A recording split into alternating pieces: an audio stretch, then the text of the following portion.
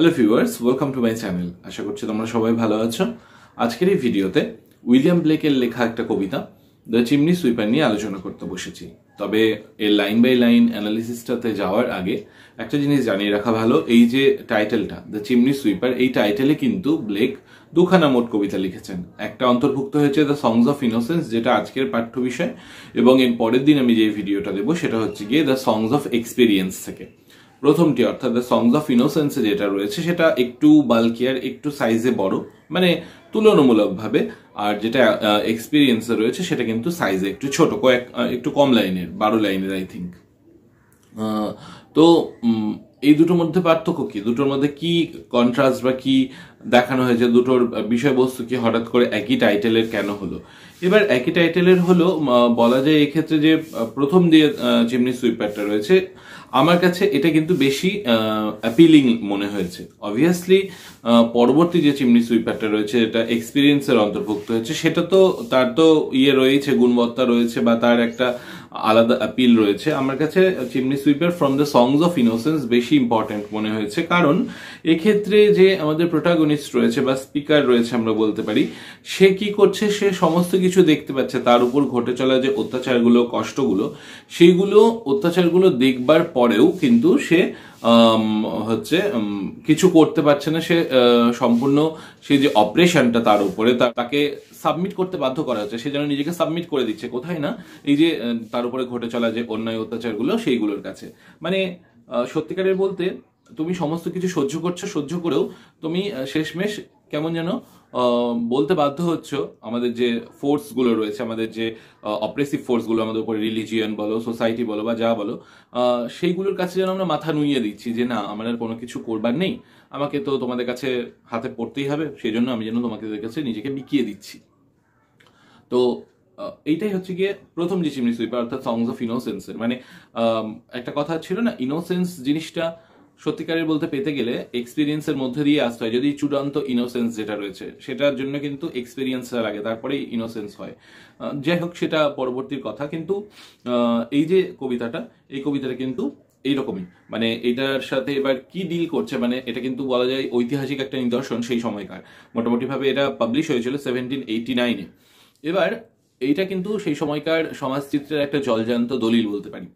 কেননা সেই সময় শিশু শ্রম কিন্তু অত্যন্ত মানে মানে প্রচন্ড পরিমাণে দেখা যেত, বলা যায়। রোম্যান্টিসিজম বা ভিক্টোরিয়ান যে রাইটিং গুলো, যেটাই বলি না কেন, রোম্যান্টিক পিরিয়ড হোক আর ভিক্টোরিয়ান পিরিয়ড, এই দুটো পিরিয়ডে কিন্তু এই শিশু শ্রমটা কিন্তু অত্যন্ত প্রভূত পরিমাণে বৃদ্ধি পেয়েছিল। কারণ এই সময় ইন্ডাস্ট্রিয়াল রেভলিউশনটা হয়েছিল, ফলে স্বাভাবিকভাবেই এক চাহিদা তো ছিলই, শ্রমিকের চাহিদা ছিল। এবার সেই শ্রমিকগুলো হয়তো বড় শ্রমিক যারা ছিলেন, বড়রা যারা, তারা সেই বড় বড় কারখানায় কাজ করতে গেলে ছোট ছোট মাইনার কাজগুলোর জন্য কিন্তু ছোট ছোট বাচ্চাদেরকে নেওয়া হতো। মানে বলতে গেলে বলতে পারি যে চিমনি জিনিসটা, সেই জিনিসটা তো সেই সময়ে প্রচন্ড পরিমাণে ব্যবহার শুরু হয় লোকজনের। তো ইংল্যান্ডে যে চিমনিগুলো ছিল, প্রমাণ সাইজের, মোটামুটি চিমনিগুলোর সাইজ কত হতো, 7x7 এরকম একটা স্কোয়ার ইঞ্চ, ঠিক আছে। ফলে স্বাভাবিকভাবে সেইটুকুনিটার মধ্যে দিয়ে পরিষ্কার, এখনকার মতন তো আর অটো ক্লিন চিমনি নয়, সেটাকে পরিষ্কার করবার জন্য কিন্তু অত্যন্ত কসরত করতে হতো, এবং ছোট ছোট বাচ্চাদের লাগতো, যাতে করে সেই পাইপ বেয়ে, সেই যে চিমনির যে নলটা, সেটা বেয়ে যেন উপরে উঠতে পারে, উঠে গিয়ে যেন ক্লিয়ারটা করে দিতে পারে। ফলে এই যে চাইল্ড লেবার, শিশু শ্রম, সেটা মানে 18th সেঞ্চুরি এবং 19th সেঞ্চুরিতে কি ভয়ঙ্কর ছিল, সেই জিনিসটাকে কিন্তু উইলিয়াম ব্লেক এই যে কবিতা দুটো, এই কবিতা দুটোর মধ্যে দিয়ে ক্রিটিসাইজ করে দেখিয়েছেন। হ্যাঁ, আমরা বলতে পারি এর সাথে সাথে তিনি রিলিজিয়নকে, সোসাইটিকে, এগুলোকে তো ক্রিটিক করেইছেন, তার সাথে এই চাইল্ড লেবারই কিন্তু মেইন তার লক্ষ্য ছিল। মানে হচ্ছে গিয়ে দ্য বাট অফ সার্কাজম আমরা যাকে বলতে পারি। তো এই যে কবিতাটা, এই কবিতাটার একটা, চলো তাহলে লাইন বাই লাইন আলোচনাটা দিয়ে দিই। এখানটাই বলে রাখা দরকার যে এই সময় কিন্তু এই যে চাইল্ড লেবার, সেটা কিন্তু অত্যন্ত বৃদ্ধি পেয়েছিল। কেন? কারণ হচ্ছে গিয়ে জনসংখ্যাটা প্রচন্ড বেশি ছিল। মানে জনসংখ্যা কি অর্থে বেশি ছিল, যারা বড়রা তাদের জনসংখ্যা নয়, ছোটদের জনসংখ্যাটা মোটামুটি বেশি ছিল, মানে জন্মহারটা প্রচুর ছিল। এবার জন্মের পর তো অনেকজন মারাও যেত, কিন্তু যে সমস্ত বাচ্চাগুলো ছিল সেগুলোকে কিন্তু অনেক সময় কি করতো, বাবা মারা, যেহেতু মানে সাথে সাথে মানে একই সঙ্গে মানে ইন্ডাস্ট্রিয়াল রেভলিউশনও হচ্ছে, লোকজনের হাতে টাকা জমছিল, আবার কিছু ক্ষেত্রে কি হচ্ছিল, মানুষজন গরিবও হচ্ছিল। ফলে তারা সামান্য টাকা, মানে বলা যায় যে পাউন্ড বা ডলার বা বিশাল কোনো কিছু নয়, জাস্ট কয়েক সিলিং এর জন্য কিন্তু হচ্ছে গিয়ে তারা তাদের সন্তানকে বিক্রি করে দিতেন। কাদের কাছে বিক্রি করতেন না, ভালো কোনো কারো কাছে যে তার কাছে না, কিন্তু এই যে যারা মাস্টার সুইপার হতো বা এমন কিছু লোক যারা এরকম কাজ দিতে পারতো তাদের কাছে বিক্রি করে দিত, যাতে করে সেই সমস্ত বাচ্চাগুলোকে দিয়ে তারা কাজ করাতে পারে। কারণ ওই যে বললাম ছোট ছোট ওই চিমনিগুলো, তার মধ্যে দিয়ে তো বড় বড় মানুষ ঢোকা পসিবল নয়, সেখানে ছোট ছোট বাচ্চাদেরকে ঢোকাতে হবে, সেই জন্য তাদের কাছে কিন্তু বিক্রি করে দিত। এবার অনেক সময় চুরি হয়ে যেত বাচ্চা, মানে বড় বড় ঘরের বাচ্চাও চুরি হয়ে যেত। এরকম কিন্তু আমরা কার লেখায় দেখেছি, চার্লস ল্যাম্বেল লেখায় দেখতে পেয়েছি একটা। সেখানে কিন্তু যে চিমনি পরিষ্কারের বাচ্চাটি ছিল, সেই বাচ্চাটি কিন্তু কোনো বড় ঘরের, এটা গেস করা হতো।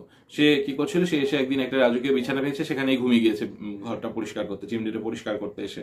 মানে তাকে দেখেই মনে হচ্ছে সে কোনো বড় ঘরে ছিল, তাকে চুরি করে আনা হয়েছিল। এটা কিন্তু অনেকেই কিন্তু চিমনি সুইপার নিয়ে কিন্তু লিখেছেন। তো যাই হোক, আর হচ্ছে গিয়ে এই যে সমস্ত বাচ্চাগুলো অনেক সময় জোর জবরদস্তি, যেটা বললাম, বিক্রি করে দেওয়া হতো, তাদেরকে চুরি করে আনা হতো, কিনে নেওয়া হতো মা বাবার কাছ থেকে। এরকম ভাবে কিন্তু তারপরে তাদেরকে এনে অমানসিক টর্চার করা হতো, এবং যার ফলশ্রুতিতে খুব তাড়াতাড়ি তাদের মৃত্যু ঘটতো। ছোট বাচ্চা, 4-5 বছরের মাত্র বাচ্চা, এবার সে কি আর করতে পারবে, এত কঠোর পরিশ্রম সে কি আর নিতে পারে? সে কথাও বলতে তখন ঠিকঠাক ভাবে শেখেনি হয়তো, যেটা আমরা এই কবিতাতে দেখতে পাবো। তারপরে তাদেরকে দিয়ে এরকম ভাবে অত্যাচার করা হচ্ছে, কষ্ট করানো হচ্ছে। ফলে হয় বিভিন্ন রকম স্কিন ডিজিজ, কালিঝুলি মেখে তাদের চামড়ার ক্ষতি হতো, তাদের স্টান্টেড গ্রোথ দেখতে পাওয়া যেত, মানে বৃদ্ধিটা যেটা সেটা থমকে যেত। তাদের ওই স্যুট যেটা রয়েছে, মানে কয়লার যে কালিগুলো হয়, মানে নিচে চিমনি জ্বালানোর ফলে যে কালিগুলো উঠে উপরে তো জমা হয়, সেই কালিগুলোই তো তারা পরিষ্কার করতে চায়, নোংরাগুলো, সেইগুলো তাদের নাক দিয়ে ঢুকে রেসপিরেটরি সিস্টেমে, মানে শ্বাস প্রশ্বাসের যে অর্গানসে, ফুসফুসে, সেগুলোতে ক্যান্সার বা এই সমস্ত ভয়ঙ্কর অসুখ তৈরি করতো, টেস্টিকিউলার ক্যান্সার তৈরি হতো, আরো বিভিন্ন রকম কিন্তু যে সমস্ত হচ্ছে ভয়ানক ভয়ানক বিপদগুলো, সেইগুলো কিন্তু করে আনতো। আবার এমনও হতো যে অনেক সময় কি করা হতো, বাচ্চাগুলোকে উপরে উঠিয়ে দেওয়া হতো চিমনি দিয়ে, এবার যাতে তাড়াতাড়ি সে পরিষ্কার করে নামতে পারে, তলা দিয়ে সূচ করা হতো, পায়ের মধ্যে সূচ ফোটানো হতো, কাঁটা ফোটানো হতো, যাতে করে সে তাড়াতাড়ি উপরে উঠতে পারে। অথবা পোয়াল জ্বালিয়ে দেওয়া হতো, পোয়াল জ্বালিয়ে ছেঁকা দেওয়া হতো পায়ে, যাতে করে বাচ্চাগুলো সে উপরে ওই অংশটা পরিষ্কার করে নামতে পারে তাড়াতাড়ি। এবার অত বড় বড় চিমনি একটা বাড়ি, কারণ স্বাভাবিকভাবে সেই সময় বড় লোকের সংখ্যা বৃদ্ধি পাচ্ছিল, তাদের বড় বড় বাড়ি, তাদের বড় বড় চিমনি। অনেক সময় কি হতো, বাচ্চাগুলো ঢুকে সেখানে মরে থেকে যেত, তাদের পক্ষে ফিরে আসা সম্ভবপর হতো না। এবার পরবর্তীতে আরেকটা কোনো বাচ্চা ঢুকেছে, সে হয়তো সেই যে মরে যাওয়া বাচ্চাটির কঙ্কাল, সেটা দেখে সেও হয়তো ওখানে হার্ট অ্যাটাক করে মরে গিয়েছে, বা ভয় টয় পেয়ে একদম অবস্থা তার শেষ। এইরকম কিন্তু ছিল সেই যে চিমনি সুইপারদের লাইফ, সেই ছোট ছোট বাচ্চাগুলোর লাইফ। অনেকগুলো আলোচনা করে নিলাম। তোমাদের এই যে চাইল্ড লেবারের উপর যদি কোনো কিছু লিখতে দেয়, সেই সময়কার বা সেই সময়কার সমাজ চিত্রটা কেমন ছিল, তাহলে কিন্তু সেটা লিখতে হেল্প হবে। সেই জন্য কিন্তু আমি আলোচনাটা করলাম। চলো তাহলে যে লাইন বাই লাইন অ্যানালিসিসটা যে রয়েছে সেটা শুরু করা যাক। The Chimney Sweeper by William Blake. When my mother died, I was very young. যখন আমার মা মারা যায়, আমি খুব ছোট্ট ছিলাম। তার মানে খুব ছোট বয়সেই কিন্তু বাচ্চাটি তার মাকে হারিয়েছে, ফলে তার বাবার পক্ষে আরো সুবিধা হয়েছে তাকে বিক্রি করে দিতে। And my father sold me, while yet my tongue could scarcely cry. Weep, weep, weep, weep. এবং আমার বাবা আমাকে বিক্রি করে দিয়েছিল যখন আমি উচ্চারণ অব্দি করতে পারতাম না ঠিকঠাক ভাবে। কি উচ্চারণ করতে পারতাম না, কি বলতে পারতাম না? Weep weep. উইপটা এখানে কিন্তু পান হিসেবে ইউজ হয়েছে। এটা আমরা বলতে পারি সুইপ সুইপ, মানে এখানটাই বাচ্চাটা তো পরিষ্কার করতে যাচ্ছে, যখন সে তার ট্রেড ক্রাই যেটা, সেটাই তো সে উচ্চারণ করবে। সে যেহেতু ঝাড়ুদার, সে তো বলবেই ঝাড়ুদার চাই বা এইরকম কোনো কিছু। সুইপ সুইপ, সুইপ সুইপ এরকম বলবে, সেটা না, সেটা অব্দি বলতে পারছে না। এইচটাকে উজ্জ করে রেখে উইপ উইপ করছে সে, ঠিক আছে? তো সে ওই যে উইপ উইপ সেটা অবধি করতে পারছে না, এমন তার পরিস্থিতি। মানে সে এত ছোট, মানে কথাটাও ঠিকঠাক ভাবে বলতে শেখেনি সে। So your chimneys I sweep and in soot I sleep. তো তা সত্ত্বেও সে বাচ্চাটি কিন্তু কাজ করতে বাধ্য হয়।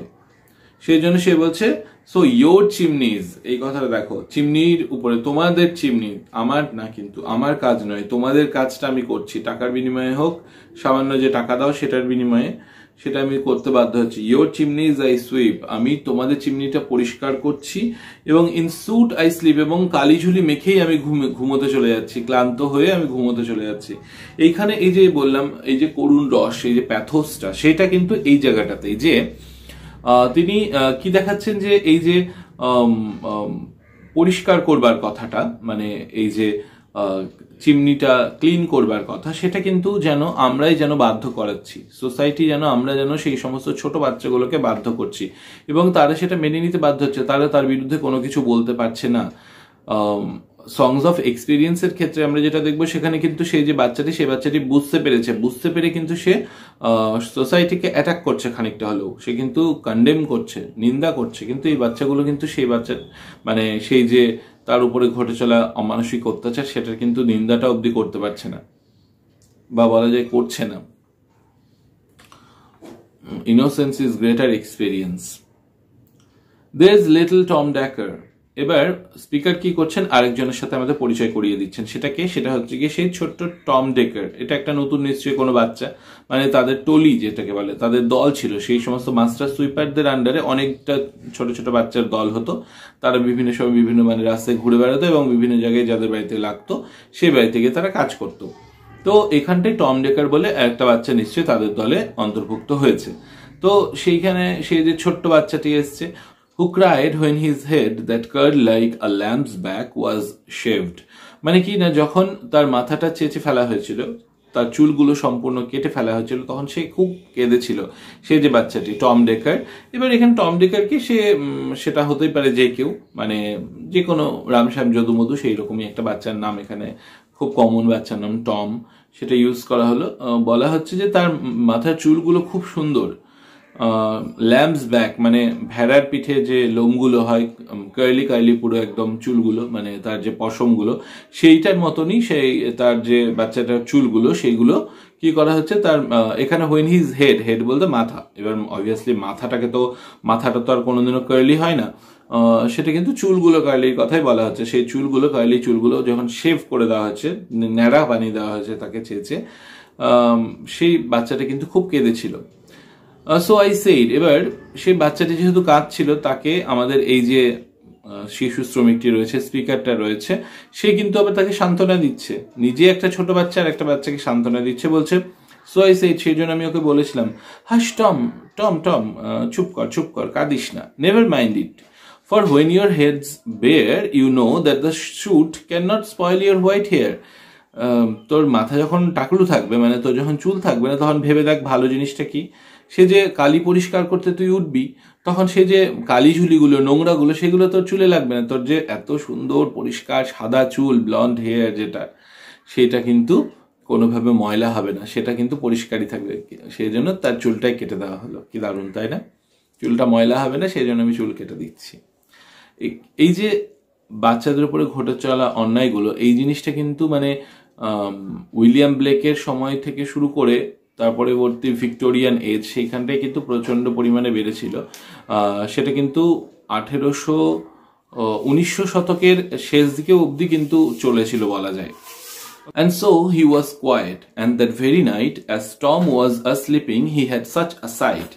এবং সেই জন্য এই কথাটা শুনে সে যে বাচ্চাটি টম ডেকার, সে কিন্তু শান্ত হয়ে গেল। এবং সেই রাত্রেবেলা কি হলো না, স্বপ্ন দেখতে পেল। অ্যাজ টম ওয়াজ স্লিপিং অর্থাৎ সেটা মানে কন্টিনিউয়েশন বোঝানোর জন্য স্লিপিং কথাটা ইউজ করা হচ্ছে।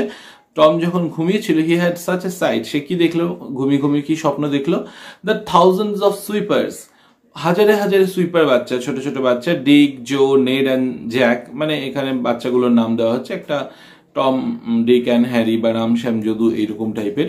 তো সেই রকম 4খানা বাচ্চার নাম দেওয়া হলো, মানে এরকম প্রচুর কাতারে বাচ্চা। তারা কি করছে না, were all of them locked up in coffins of black, তাদেরকে ইয়েতে রাখা হয়েছে, কফিনস অফ ব্ল্যাক কালার, কালো রঙের যে কফিন, সেই কফিনের মধ্যে বন্দি করে রাখা হচ্ছে। মানে তারা মারা গিয়েছে বাচ্চাগুলো পরিষ্কার করতে গিয়ে।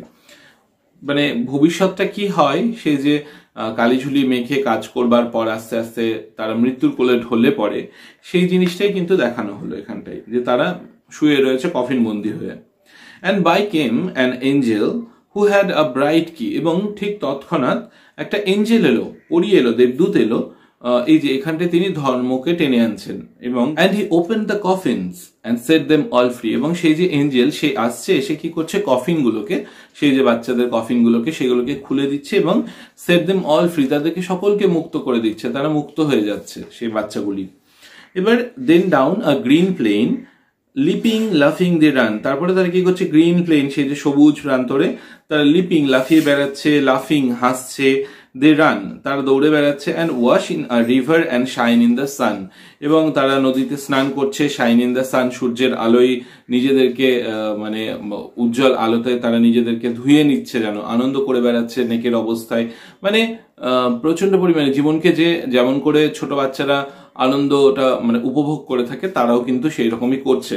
এবার এইখানটাই বলা হচ্ছে এই যে এঞ্জেল আসছে, এঞ্জেল আসবার পর তার মানে কি তারা কিন্তু মারা গিয়েছে, তাদের যে আত্মাটা সেই আত্মাটা কিন্তু এরকম খেলে বেড়াচ্ছে আমরা বলতে পারি, যদিও টম ডেকার কিন্তু সেটা বুঝতে পারছে না, সেটা কিন্তু আমরা বুঝতে পারছি। এখানটায় বলে রাখা দরকার এই যে এঞ্জেলটাকে কিন্তু এর পরবর্তীতে মানে রিলিজিয়ানকে কিন্তু এর পরের যে স্ট্যান্জাটা সেখানেই কিন্তু অ্যাটাক করছেন উইলিয়াম ব্লেক। ওকে, সেটা কিভাবে না এইখানটাই আর একটা জিনিস বলে রাখা দরকার, তোমরা যদি উইকিপিডিয়া খোলো সেখানে দেখতে পাবে এই যে উইলিয়াম ব্লেক যে ছবি আঁকতেন, ছবি এঁকে এঁকে এই লেখাগুলো লিখতেন বা খোদাই করে কাঠের প্লেটের উপরে লিখতেন। এখানে কিন্তু সেই যে ছোট ছোট বাচ্চাগুলো সেগুলো কিন্তু নিচে দেখানো হচ্ছে, তারা কিন্তু খুব সুন্দর যে তারা স্নান করছে নদীর ধারে এইরকম জল ছিটিয়ে, তারপরে অত্যন্ত উজ্জ্বল কালারফুল একটা ছবি, কালারফুল একটা plate compare to the second one, এটা কিন্তু আমরা দেখতে পাবো। তারপরে দেন নেকেড অ্যান্ড হোয়াইট, তারা সকলে নেকেড অবস্থায় রয়েছে অ্যান্ড হোয়াইট। এই নেকেডনেস কিন্তু আমরা বলতে পারি উইলিয়াম ব্লেকের একটা ফিলোসফির মধ্যেই যায়, যাই হোক সেটা পরবর্তী আলোচনা। তারা সকলে হোয়াইট কালারের রয়েছে। অল দেয়ার ব্যাগস লেফট বিহাইন্ড, তারা তাদের সমস্ত যে ব্যাগগুলো রয়েছে, তাদের ঝাড়ুগুলো রয়েছে, সেগুলো তারা কিন্তু পেছনে ফেলে দিচ্ছে, সেগুলো তাদের সাথে আর নেই, মানে তারা সেই কাজগুলো করছে না। দে রাইজ আপ অন ক্লাউডস, তারা আস্তে আস্তে আস্তে যেন মেঘের উপরে উড়ে যাচ্ছে, কারণ তারা মারা গিয়েছে। And sport in the wind, তারা বাতাসের মধ্যে খেলছে। And the Angel told Tom, এবং সেই যে এঞ্জেল, সেই দেবদূত, সে এসে টমকে কি বলছে, if he would be a good boy he would have God for his father, বলছে তুমি যদি ভালো ছেলে হও তাহলে তুমি ভগবানকে তোমার পিতা হিসেবে পাবে, মানে ভগবানের সান্নিধ্যে তুমি থাকতে পারবে।